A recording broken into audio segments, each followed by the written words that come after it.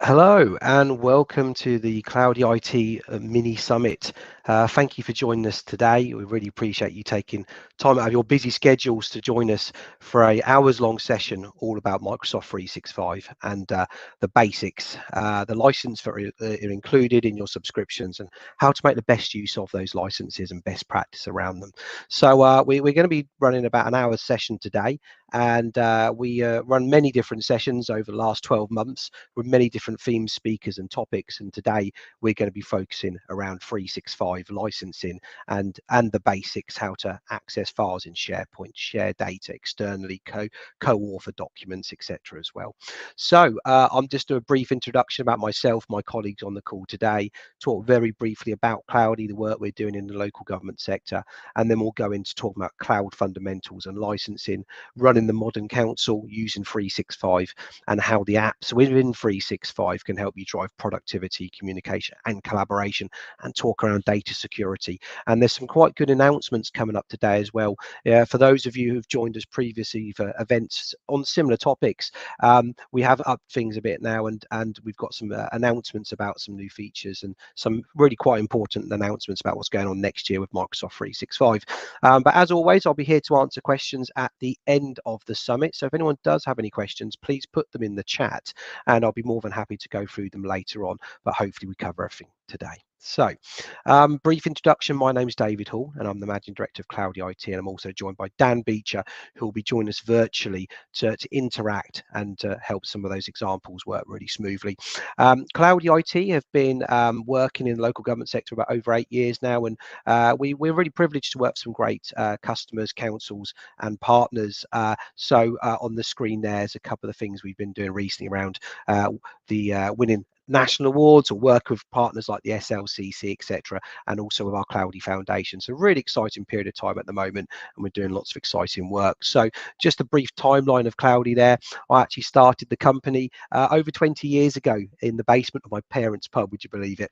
And now fast forward all these years later, we're a managed service provider and we look after councils all over the country. And it's really exciting period of time at the moment where, as we come out of COVID, we're looking to help councils modernise and make use of all that technology. But over the years, you can see that we've also modernised, and coming from an internet cafe, going to a PC repair company, and now being a managed service provider and looking after local government, but also we look after legal and non-profit. But we're really excited because we've got a silver accreditation for CSR for the work we do in the community and for the environment. We've also won a national award, and also we have our Cloudy Foundation, where we help young people get into the world of tech through offering a real world work experience on app developments. Are really exciting, and we've won some awards for that as well. So on with the exciting part. So we're going to be talking about licensing and fundamentals. Now this is really important because it can be confusing. There's so many different licenses out there, and knowing which ones to choose as a small parish or a large council can be quite difficult.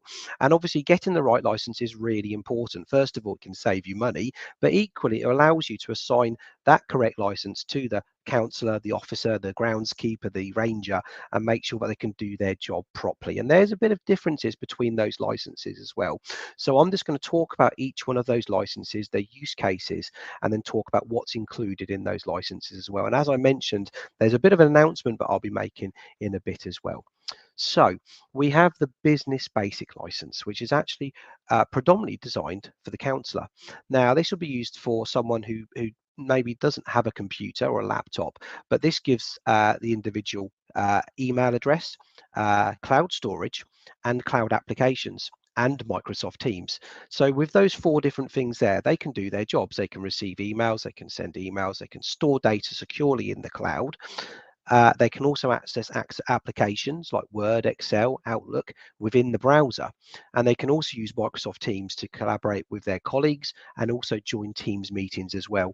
So it's a really good license. For £3.80, you get a lot of bang for your buck.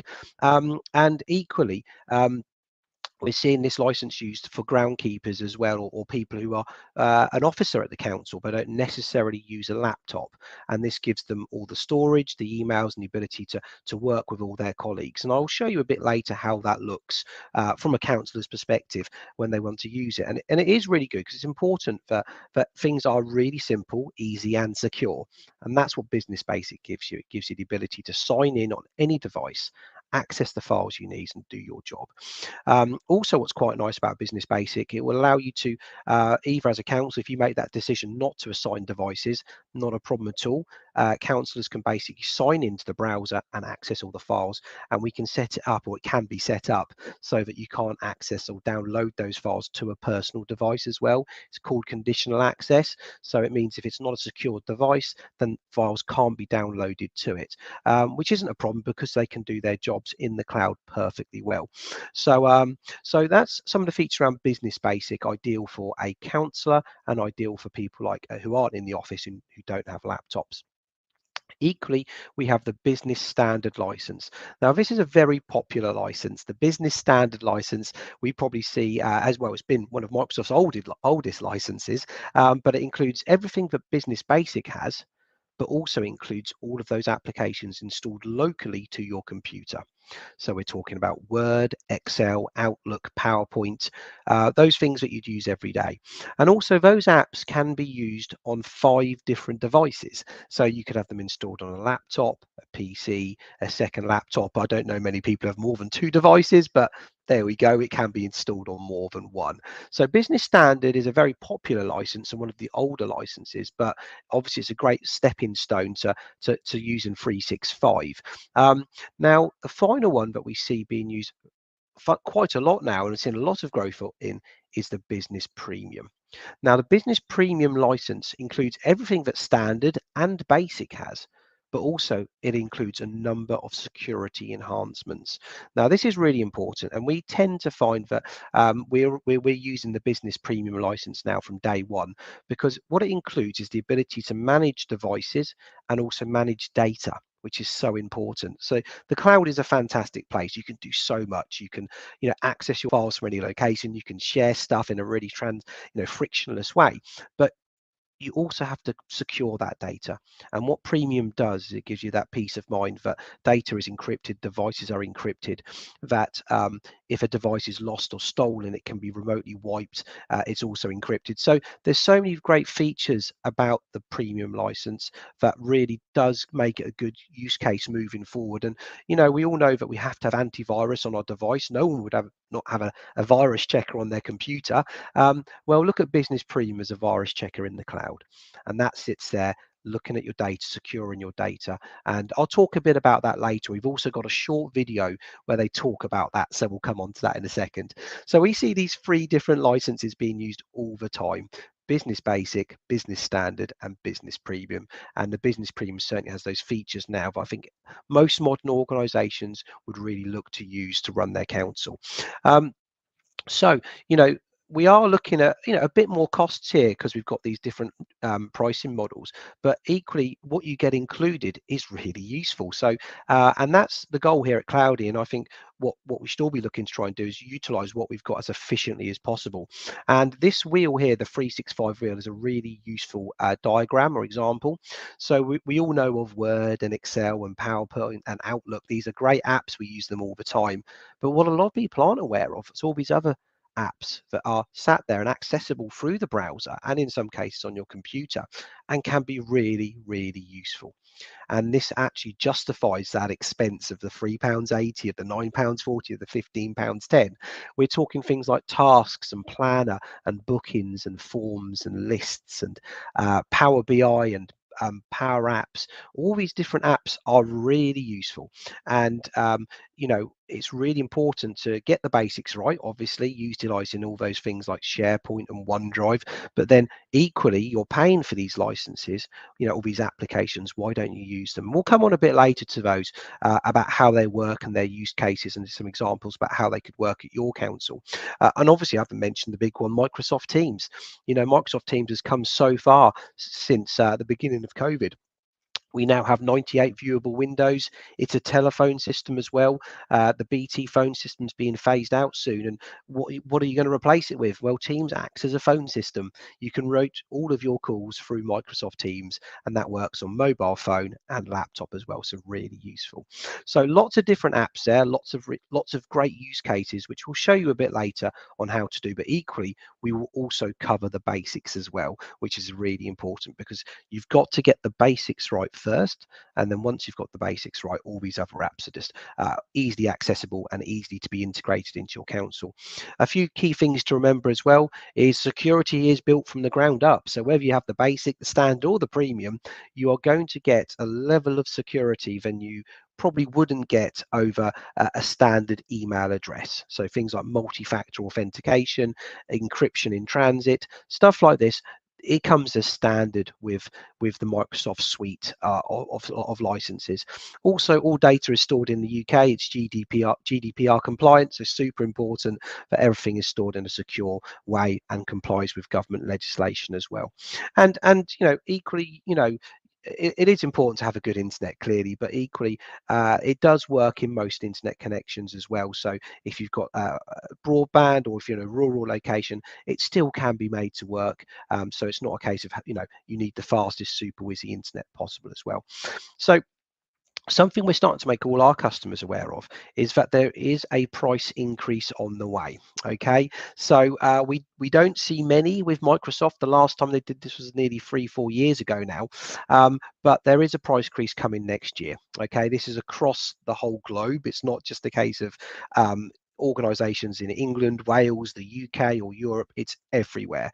Prices will be increased, and there is a good reason for that, and we can see it from Microsoft's perspective. I do think that no one likes to see prices go up, but equally what we are seeing is that Microsoft are always including more. They're including more. So all these different apps, they're including all these different apps for those core subscriptions. So you do get a lot for your money, and that's why it's even more important, if you are paying more, to make sure you're utilizing all of these different services, because they will pay for themselves. You could use Microsoft Teams potentially over a Zoom license. So a Zoom license costs you a bit of money. You could use Forms over SurveyMonkey, say, that costs a bit of money.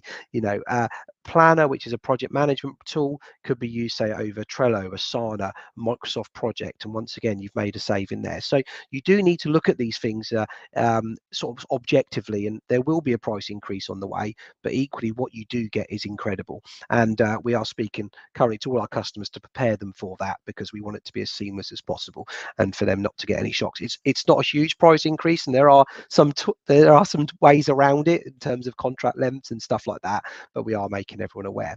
So what we've got now is a short video that we'll play, which is basically talking about the business premium features. Apologies that it keeps referencing business rather than council.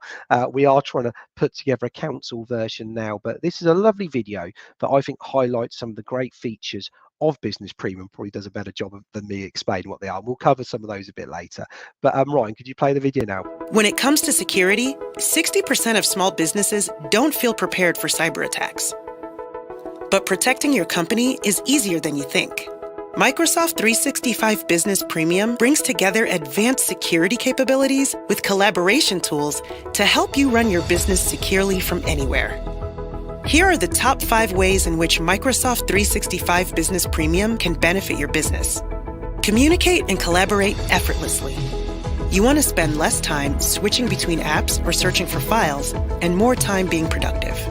With Microsoft Teams, your employees can collaborate in real time through chat and online meetings, share files, and co-author documents, all in one convenient place. Protect from unauthorized access. Your remote employees need access to data and files, but their email and password could get hacked. Advanced multi-factor authentication uses a second form of authentication and has been shown to thwart 99% of identity attacks, protecting you against lost or stolen passwords. And conditional access policies help ensure only authorized people have access to company data. Microsoft 365 Business Premium helps protect you against phishing attacks and ransomware. Real-time AI-powered malware scanning helps protect attachments and links in shared docs across email, Teams, and OneDrive, while anti-spoofing technologies help defend against impersonation. Plus, it helps thwart ransomware by preventing unauthorized apps or scripts from accessing files. Safeguard your sensitive data. You probably deal with sensitive information like customer data or credit card numbers. The information protection capabilities of Microsoft 365 Business Premium help safeguard confidential data against breaches or accidental loss by encrypting email and protecting against unauthorized access. Secure your work data on personal devices. As employees use personal phones or tablets to access work data, Microsoft 365 Business Premium can prevent confidential work files from being saved into unsecure personal locations. Mobile app protection policies help keep work and personal apps separate, and also allow work data to be wiped remotely if an employee moves on. Those are just 5 of the ways Microsoft 365 Business Premium can help enable secure work from anywhere, while being cost-effective and easy to use.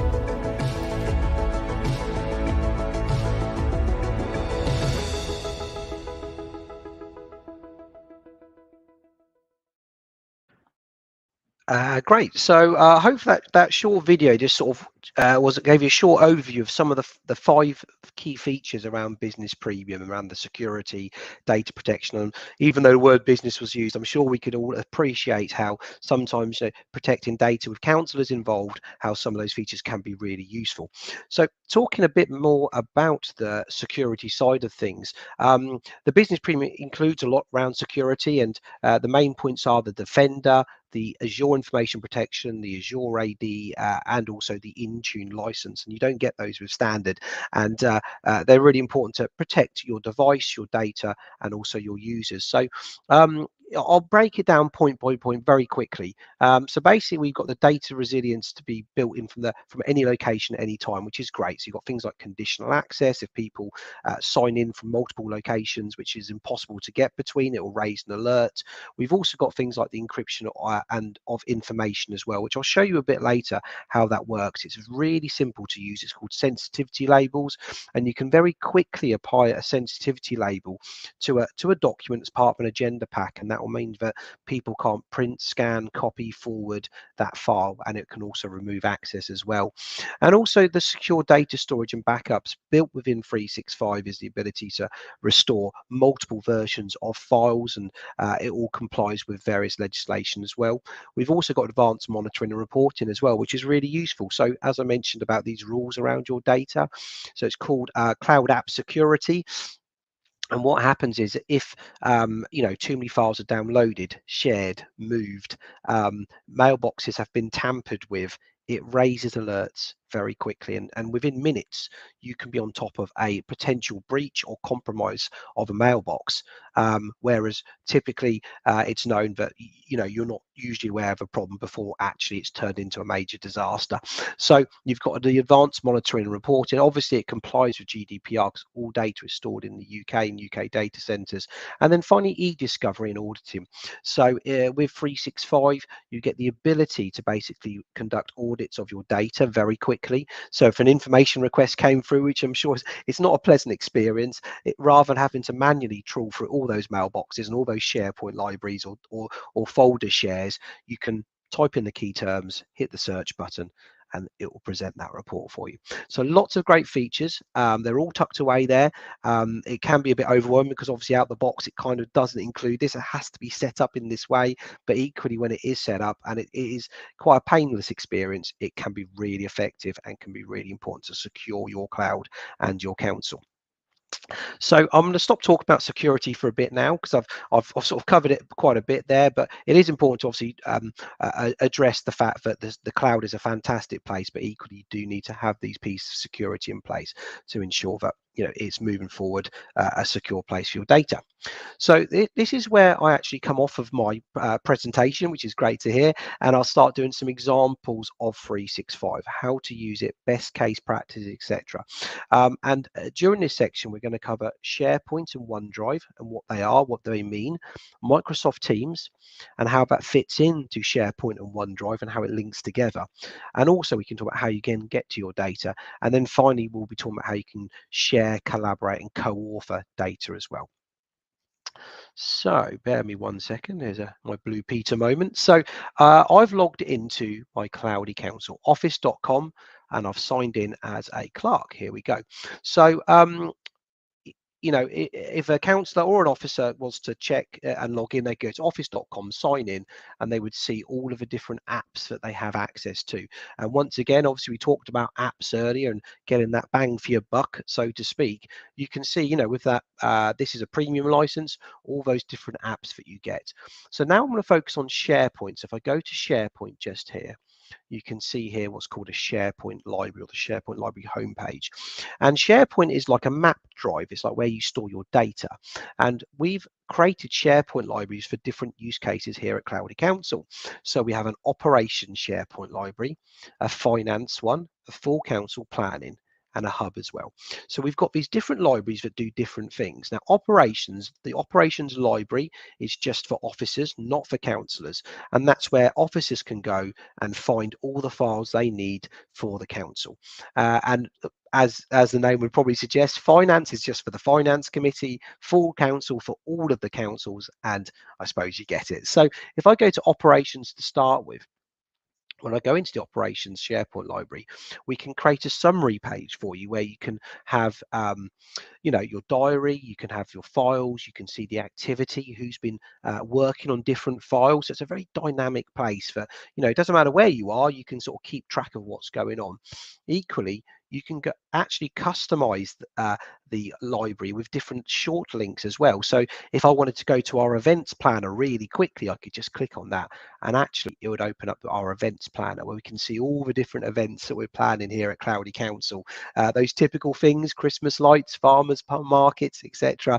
It's all in there, all the different events. But I'm obviously going to talk about documents today.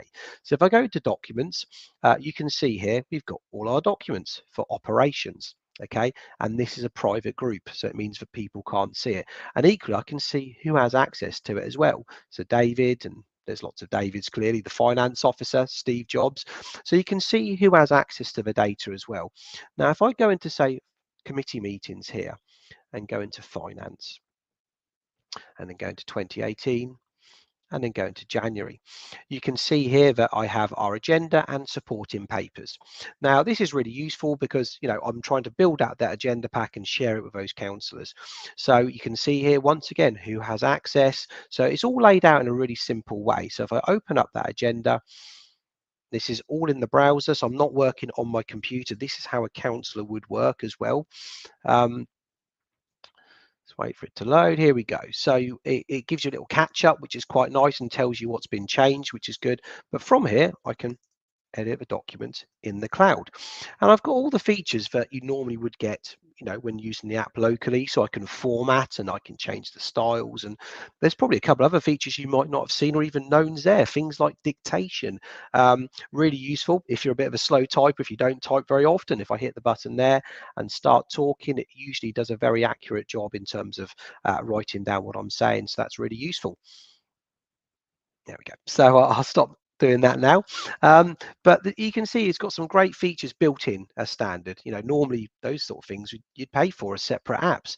So you've got all the great things there, and also things you can do as well is around the co-authoring. I can highlight certain bits and do a comment, for instance, and I could tag my colleague Steve and say, Steve, could you add this, please?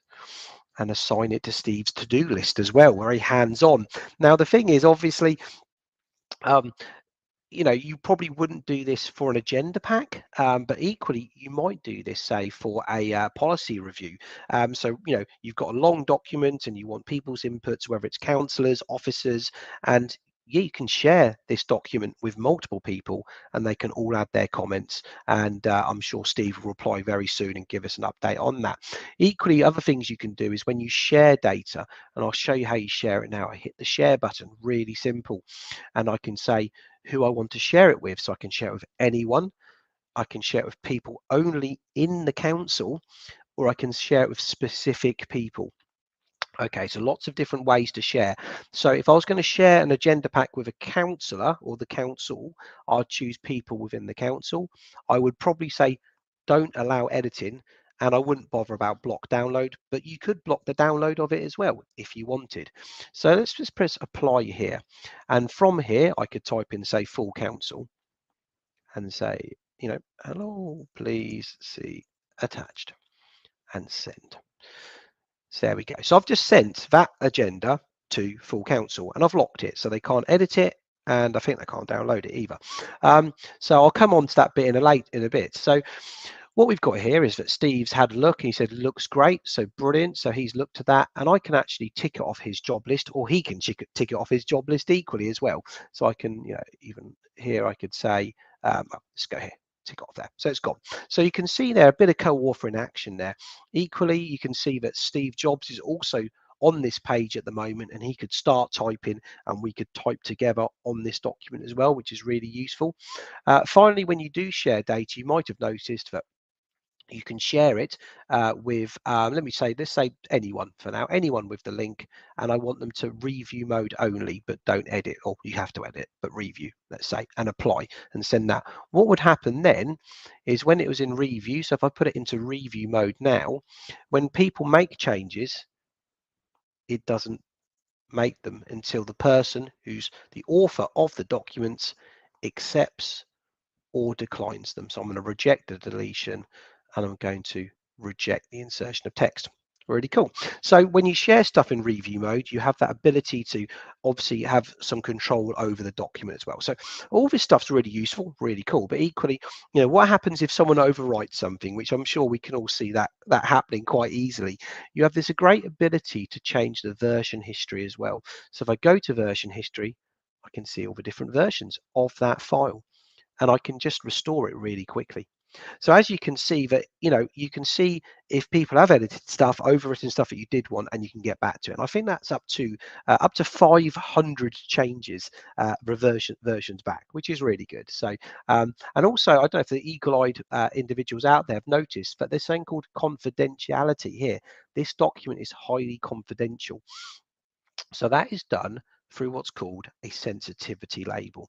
Now, as I talked about the premium license and the features that are included in premium, that is one of the features, the sensitivity label, and you can set the sensitivity for the file. So you might have a whole agenda pack, but within that agenda pack, there's a couple of files that are sensitive. So you'd set them as sensitive. As I'm the manager, I have to justify why I'm doing it. And some people can't change sensitivity because they're not managers, they're only staff. So there's lots of different permissions and rules, but once it's been set up, it's really easy and you can share your data quite nicely. Now, if I go up here and go back into January, what I'm going to do quickly is just show you what it looks like from a counsellor's perspective when it's been shared. So if I go to email and go, here's an email from Steve Jobs, who's actually shared the agenda with me. So it says, Steve Jobs has shared a file with you. Here's the document. And I can just click on that document. This is what a counsellor would do to get to those files.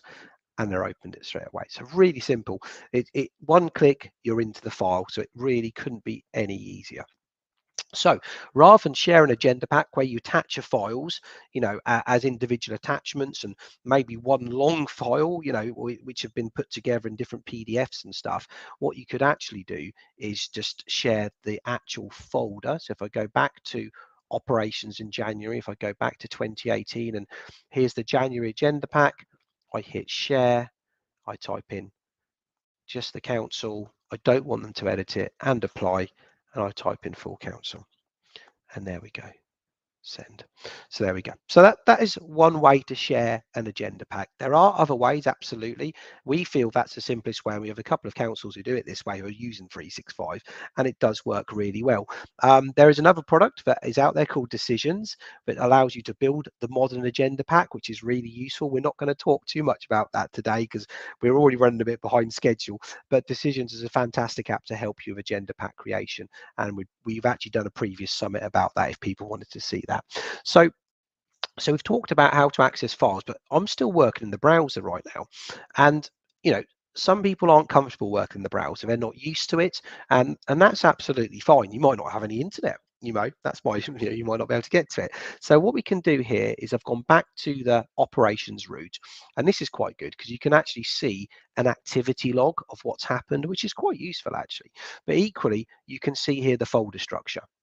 Now, the good thing is, now, if you're not a fan of the browser, you can just open up your Explorer here. You can go to Cloudy Council and Operations, and you can just see the folder structure here. So you can see apps, committee meetings, events, apps, committee meetings, events. It's exactly the same. And actually what's quite interesting, it's got this blue cloud next to it. And what that actually means is it's not actually on your computer. It makes you think it's on your computer. And the reason why is because if it downloaded everything to your computer, it would probably slow it down and fill it up. So that's why we don't do it that way. It's called Files on Demand. And that's the way it should be set up. Now, if I go back into committee meetings, back into Finance 2018 and January, you can see the agenda and you can see it's got a tick. So I've actually downloaded this file before, and that tick means it's actually in sync and it's on my computer. So if I open up the agenda pack here, you can see there's the agenda. Here's some comments. Here's the sensitivity label. The document is protected with encryption. Lots of different things there. Now, if I close that down, if I right click and say free up space, it'll put it back in the cloud. Now, equally, if I wanted to always keep that file on my computer because I was going somewhere with, I don't know, no internet or going on a train or something like that, I could right click and say always keep on this device. And it'll sync it and always keep on my device. So as you can see, you've got lots of different ways to manage your data. Generally, you don't have to worry about stuff like this. It just tends to work in the background, but equally, it does show you how, whether you want to work on the file explorer because you're more comfortable there, or in the browser because you do get some more features. You get the activity logs, you get the linking with other different apps, and obviously we've created what's called a hub here, so you can access different libraries. If I was to go to Full Council, I could get all the files for Full Council really quickly and go into Finance. So SharePoint is a great place to work, but equally not everyone's quite ready for that, and that's where working on File Explorer can also help. And it's very simple to sync a SharePoint library to your computer. So if I went to Full Council, for instance, and I hit the sync button, here we go, and there we go, close, open, we will see that there's Full Council, and there is templates, 2014, it's all the same. So really easy to sync up data as and when you need to if you want to do that. So what I want to show you now is how does OneDrive fit into this? Because OneDrive is not only an app designed for meeting management and video conferencing. It was primarily organized actually as this hub to access files, have conversations, etc. So if I just bring this up very quickly so you can actually see this. So we've got here the operations SharePoint library with the folder structure. We've got the operations file explorer with the folder structure. If I go into Teams, okay, and then go into Teams here, you'll see here the Teams. Now, just a bit of back history, I suppose. Teams, is a fantastic product. It as well as doing meetings and sort of hybrid meetings, you can also use it to access files, have conversations, and we've seen a huge growth in Teams to do that. And when we configure councils, we configure them Teams first and with SharePoint, etc., and it work in this way. So we have the operations team. So the operations team sits here, and we've got these things called channels. Okay, now channels are basically just folders. That's all they are. Okay, so don't worry too much. If I can see committee meetings, there's committee meetings. It's the same thing. So if I go to committee meetings, you can then see conversations we're having on files, so quite interesting, and then go to files.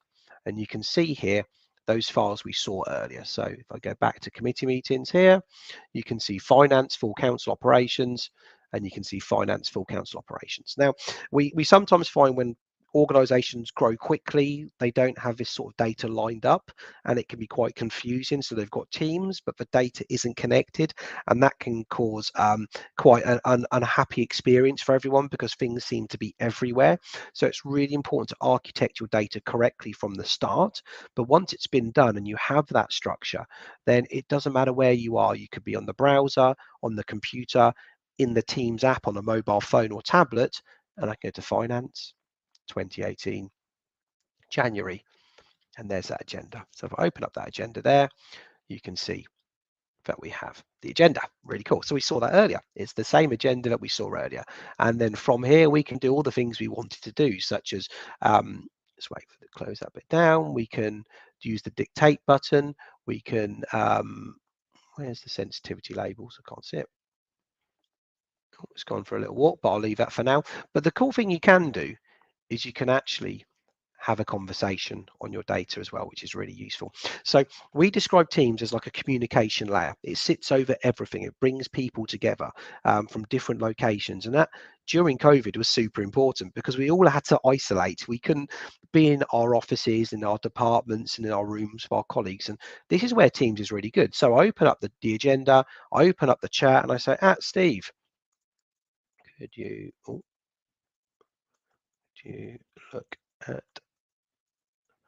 oh, I've lost the ability to type, or I could say at operations, which would be absolutely everyone. Hello.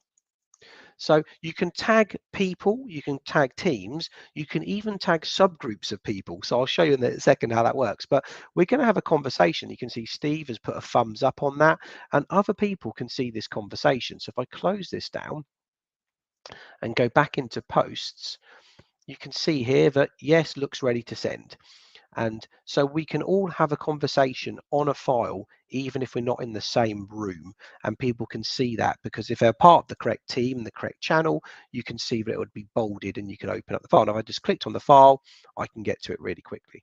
Now, what Teams is designed to do is actually remove email traffic and will reduce email traffic. You're always going to need emails. You know, it's like trying to go to a world that's paperless. It doesn't quite exist. We call it paper light, not paperless. And with Teams, we're trying to not remove emails completely, but cut down on the traffic and make those conversations a bit more like sort of WhatsApp, where they're kind of conversational. And as you can see, all these different conversations we've had about the agenda pack. So probably far too many conversations, to be fair. But earlier on, I mentioned green spaces. You saw that tag, green spaces, maybe. So if I go to green spaces, type in new conversation and at green, you can see green spaces. So we can tag certain people as well. And that might be a ranger. It might be someone in the office who's important. You know, please, could you look at this? And you can attach a file. I'm going a bit off tangent here because I was talking about files, but let's talk about files now. I could say browse the Teams channels. There's the document I want to share the link and hit the send, and there we go. So it will tag everyone with that file. So we're reducing emails. Rather than me sending that file or calling someone up, we can just do it within Teams. Okay, so what I've talked about here is how to get to files, whether it's in SharePoint, File Explorer, or Teams, but equally how easy it is as well, and to co-author. Now, one thing to remember is OneDrive. Some people, when we meet councils, they kind of get a bit mixed up and they use OneDrive as a place to store their council data. Now, maybe for small councils, that is fine. I mean, obviously, we're not trying to complicate things. We do recommend you still have a separate drive for council data and you use your OneDrive for personal data. Okay, so if I go here and go to OneDrive, we can see here that we have all these different folders. So I have pictures, downloads, documents, desktop, recordings. That's quite a useful one. I'll show you that one a bit later. So we've got all these different folders. These are files that no one else can get to except me, and I can still share them as well. So if I wanted to share, my pictures with someone which is currently private and share it, I could just type in, you know, Steve, your friend Steve. There we go, share. And then Steve suddenly has access to pictures, and it should tell me in a second that Steve will have access to that as well. So this is your personal data, and it's in the cloud. but also it syncs to your computer. So once again, if you go to your File Explorer, if I collapse that and go to, see there, OneDrive, Cloudy Council, and then open up, you can see that's exactly the same. So it's got decisions, downloads, documents. If I go to documents there, go to documents there, they're the same files. Now, the good thing with this is it means that, first of all, it's backing up your laptop. So if you lose your laptop, your data is still in the cloud, it's still safe. So you can, not be worried that you've lost your personal data. Equally, if you need a file and you're not in front of your laptop, you can have the OneDrive app on the mobile phone. So you can just open up OneDrive, go to your documents and find that file really quickly. So really simple, really easy. OneDrive's for personal stuff. SharePoint is for council related data. Okay, so that's it for that section for now. What I hope I described to you was the the use cases of SharePoint and OneDrive, Microsoft Teams, how you can access it, and a couple of different features within the cloud around co-authoring, sharing, etc. as well. Now, once again, if anyone has any questions, please do ask them at the end. I'll be happy to answer any questions you've got, whether that's in the chat now or privately. Please do get in touch. And equally, what I've just demonstrated there is useful for any size council, whether you're a clerk, part-time, managing multiple councils. We've got a couple of those who do that, and we set this all up in a way for them that kind of makes it all comply, but equally works really well, because we know it can be quite complicated for the clerk, and as well as the large councils, clearly, that has dozens of staff, etc., etc. The principles still apply across the board. So moving on, we now will talk about the apps. And this is the real value add stuff. This is the bit that actually will drive productivity, will increase, collaboration, and really, allow you to get your value for money. Because when, even if you used 365 the way I just showed you, which is important, best practice stuff, you're not actually, doing things more efficiently. Whether that's, running a project or, sort of running a service within the council. But these apps here can help you do things more efficiently. And there's some great apps here, really are. So you've got apps around recording and transcription.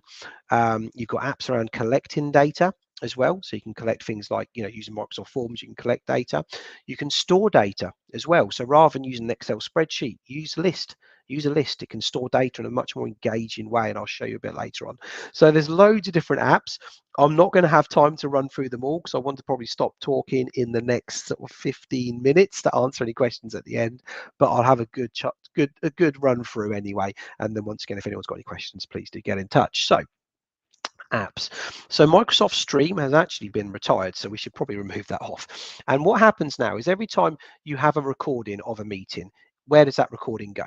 Well, actually, after you've finished a meeting, that recording will go into your personal recordings. Okay, so you finish recording a meeting, and there it is there. There's the planning meeting. You can open it, and it will play. Okay. So I'm going to stop that for now. So what you can do, though, from the planning meeting, let's just go back, is you can go here and you can share it. So if you said, actually, I wanted to share it with, someone within the council, I don't want them to edit it, apply, just type in the name. Once again, good old Steve, I'll send it to him. There we go. So you can share a meeting recording really quickly, which is quite useful.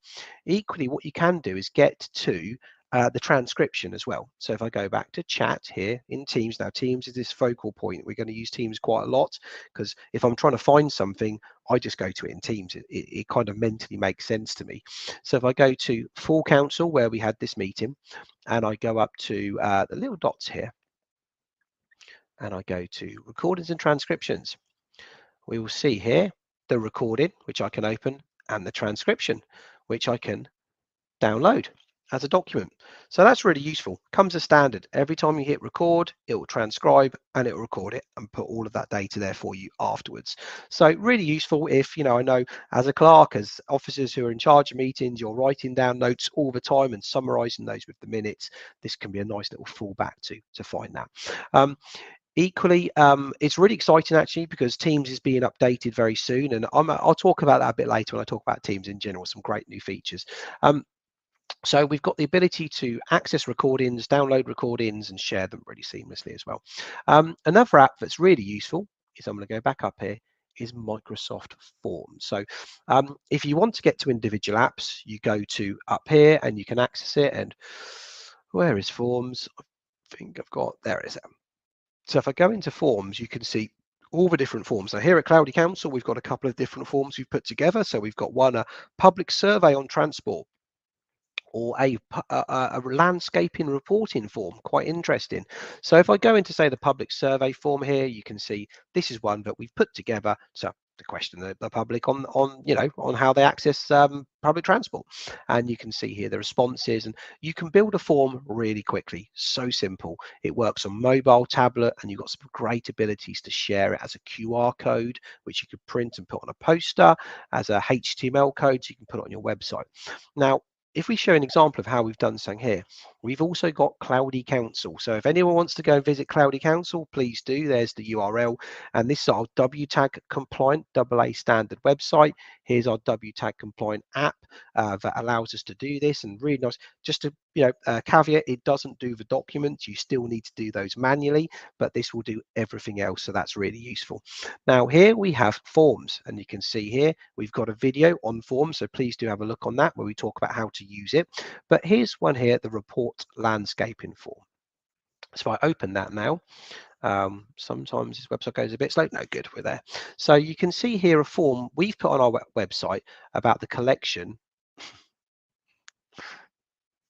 It's a typical Microsoft moment. It's not showing the form. Let's hit refresh once more. If it doesn't load, I'll go somewhere else. Okay, ignore that. If it does it, no, it's having a moment. So I'm just going to leave that for now. So I shall show you the form within the Teams. If I go to Teams here and then go to green spaces and go to green spaces form. Okay, so here's that form that was on our website, which is basically a landscape reporting issue form for the public. So they can put in their name, they can put the category of problem, the description, the ward, the date identified, the address, town, postcode, etc., etc. Hit submit. Now, when they submit that, it puts the data into a list. So Microsoft List, as I mentioned earlier, is a way to store data. So we can see here the list.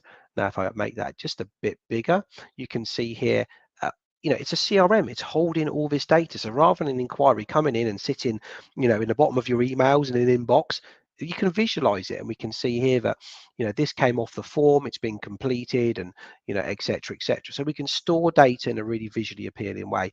And you might notice we've got two types of forms. We've got a form or app, and actually what we've done is we've supplemented this form with what's called a progressive web app, which is really cool. We're making a couple of these now, which is really exciting.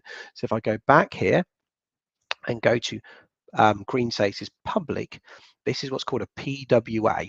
And what this will do is it will find your address, postcode, location, so you can build it out for the public. It's available through the Google Play Store, and then people can take photos, submit, and put that data into your list. So we're in lists.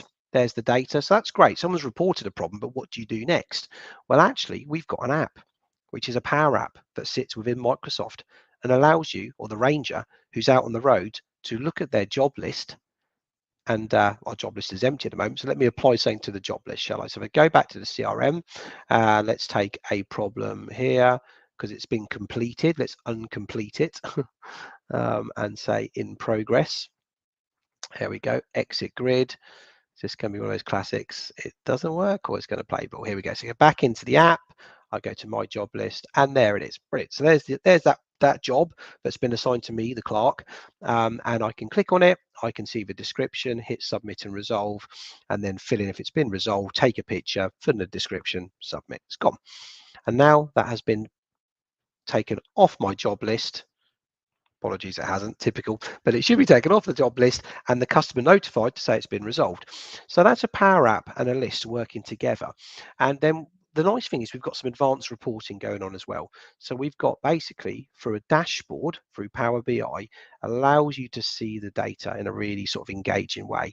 So if I go here, we can see the estate that the problem is, the problems that are on that estate, the priorities, the status, and the locations.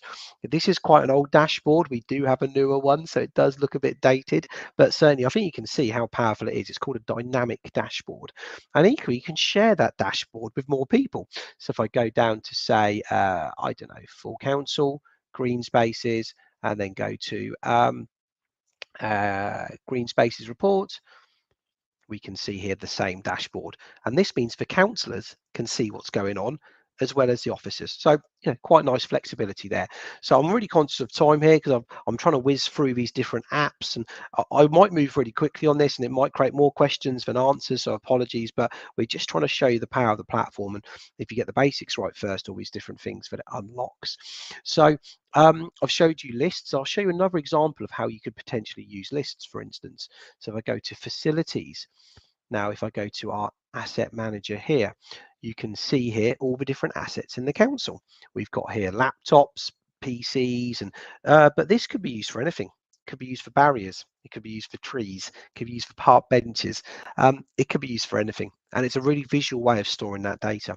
So if I go here and change it to list view, you can see here you've got it in different views. Now you remember that view from earlier, it looks pretty like the view I saw for green spaces. So there's different ways to manage the data, and it's really cool because you could click here and just export that as a CSV if you wanted. So really nice. So really good ways to share your data. So that's one example of this. I'm going to show you one more just quickly before I move on, which is committee meetings. If I go to councillor details, rather than having all your councillor details in an Excel spreadsheet, put them in a list. Here you've got pictures, you can click on them, and apologies, there we go, we can see all that information. If you've got an event going on, rather than printing off all this information, just have your phone out, just go to Teams, go to committee meetings, go to councillor details, bang, they're all listed. You can see their dietary requirements, where they like to sit when you have an event, all that sort of key information. So we've got a way to store so much information, and we're just it's just the top tip of the iceberg really, in terms of different use cases that are available. Now earlier on I showed you a planner. Now, Microsoft Planner is a great way to plan projects, a bit like Asana, Trello, Microsoft Project, a bit heavy, but this is a lot lighter. So if I go to our events channel and go to Planner. Now, Planner is a great app. I don't know if some are using it already, but we're using in this case to plan our events. So we can see I've got Christmas lights, farmers market, all these different key events. Now, you'll probably find that you do the same thing year after year, and they're really important things, health and safety updates, and have you ordered the PA system, stuff like that. So you can see here we've got the Scarecrow Festival, and I've gone into a list or something that needs doing, and order this. You can set up all these different lists, and when you tick it all off, it just signs it, and you can access files because it links into files as well, which is really nice. You can apply a good label. We all know Clark's are big fans of labels, as we find out at the conferences. They tend to go pretty quickly, so so you can apply a label. You can assign it to multiple people as well.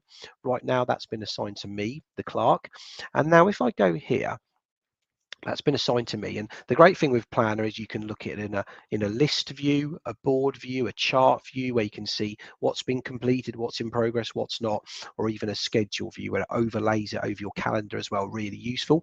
But if I go into my tasks, my personal tasks, no one else can see this, and you can see here assigned to me is the health and safety review, and it's in the events job list. Okay, so cool. Okay, and then actually it's overdue as well, which is not great. So if I tick that off, because I've done that, it's done off my personal list. I then go back, and this is really cool actually. I don't know if anyone knows this who uses Teams. You can use these arrows to get back and forth really quickly. You can just go there, back on the planner. Scarecrow Festival has now been completed. That's really cool. So that's done now until next year, and once we've done the event, I can untick it. It puts it back up the top there as well, which is really useful. So that's Planner. That's tasks. I could spend a lot longer going through it, but I've got about 4 minutes. I don't know if we've got any questions though. I want to try and answer questions if we do. I think Ryan behind the screen's nodding away there, so I am going to stop soon. But there are lots of apps available still. Microsoft Bookings, for instance, to book out facilities that you've got in the council. So if I go here and go to say bookings, or the bookings link here on the screen, you can see we've got different services we run. So if I was to say book a council room, Now, this doesn't do the advanced stuff that, say, Realtus would do in terms of integration into accounts and stuff like that. Definitely use a product like that, but this will just do light touch stuff, you know, where you just want to manage something and not do it in a manual way. It's all automated. So you've got here a small meeting room. You can see the times it's available and the dates. You've got here all the extra information like, do I need a projector, how many people will be attending, etc., and book.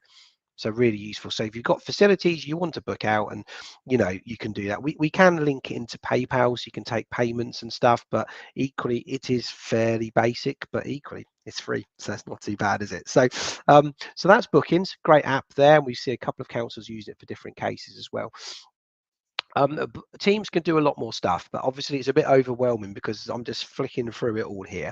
But the key thing is, once again, as I keep saying, get the basics right first. Get your SharePoint, your OneDrive, your Teams set up in a way, and then slowly but surely you can start just you know, modernizing the service and doing something clever with it. The last thing I'm going to talk about is business voice. Okay, so I go here and hit calls. So business voice, as I mentioned, you know, the telephone system, the analog telephone system is being phased out soon. We're going to have to go digital. Business Voice is a great product for that. So it costs from as little as £6 a month for a telephone system. Okay. And that telephone system has some fantastic features, one for this, two for that. By the end of this year, call recording will be included and transcription as well. So as you can imagine, the features are incredible.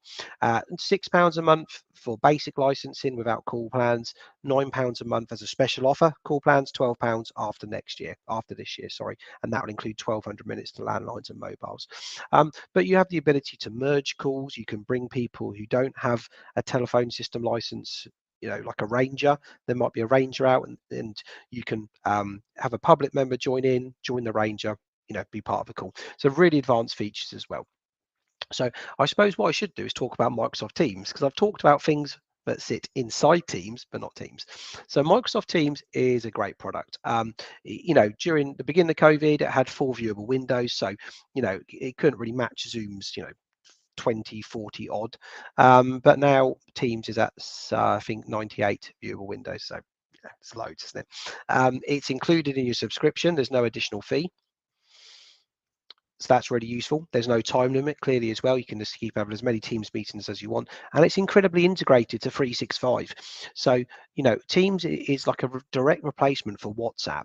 So we encourage all our councils and organizations using Teams not to use WhatsApp, not to use Messenger, just use Teams. And here's a conversation with my colleague Steve. We can be chatting away, and I could, you know, call him at any time, video call him. I can share my screen with him really quickly. I can add more people into the call. Councillor John Smith, add, and suddenly knows that's a previous conversation called training that we've got set up, and we can change it.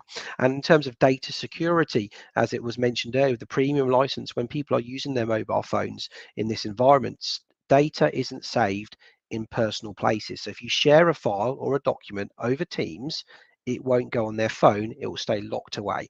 And then if they ever leave the council, when their credentials are revoked, they don't have access to those files any longer. So really useful. So Teams has the chat feature. You also have the Teams features I showed you earlier, and these are places to communicate and collaborate around. And I've started to show you these channels with the different tabs you can have at the top. So we can have a notebook using OneNote. I haven't even talked about OneNote yet. And, you know, obviously, you know, clerk's offices, you create lots of notes, you know, so you can use OneNote to store those notes in somewhere that's really easy and accessible for everyone. So really useful. So I'm going to stop talking now because I'm really conscious to finish on time, and I could keep talking for quite a while. So apologies if I haven't covered everything that I'd like to, but I've just done a quick flick through of the apps and their use cases and how they could benefit your council. We're really busy at Cloudy, working with partners, colleagues, ALCs and SLCC, etc., to run events. So we've got a really busy schedule of events coming up. We're working with the Norfolk ALC. We're down there next week talking about broadcasting. We're actually down at Cottesea Council with all our equipment, and councils are invited to come along and have a look and have a play with the new cameras and the microphones and all those cool things.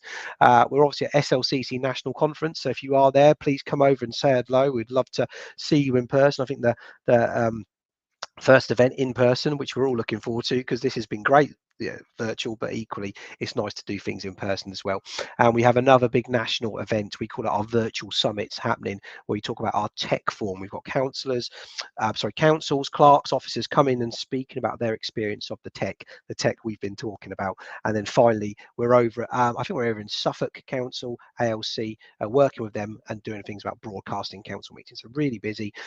Finally, we've got a really busy over the last 12 months, we've put an event on every month similar to this with a different theme, and we've had different guests come and speak. So please do have a look on our website and go to previous events, or it's on our website, where you can see each of those events, and you can have a look at what people from Rialtus or people from Microsoft or people from Datto, our partners who help us with data security, are talking about. So really busy.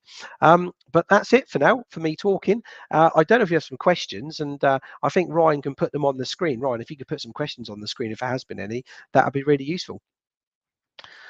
Brilliant. Well, thanks, Rose, for your question. So my council account is 8,500 presets. So tiny preset, absolutely. But we might buy land for cemetery piece. Okay, brilliant. Okay, so we would always advise the business version of Office. I think the consumer version is about 60 quid a year, but when you have the business one, it is, I would say, recommended. The thing is, from the NALC practitioners handbook, they recommend all councils have a .gov.uk prefix, and they are using a cloud-based email system and storage system. So even at the bare minimum, Rose, you could have a business basic license, £3.80 a month, or you could have a standard license as well, where you get the apps as well. And the good thing is, if you are taking on more services and you might be, running a cemetery, there are apps you could deploy through Teams and Microsoft that could help you run the cemetery, that obviously leverage the 365's cost structure. So it would be a lot cheaper to run than buying an app in, potentially. So I would go for the either the business basic or the standard. Councillors really should have the license, but equally with 8,500 preset, you can't do much with that. So I think you're stuck with the fact that councillors would have to use a personal email address for now.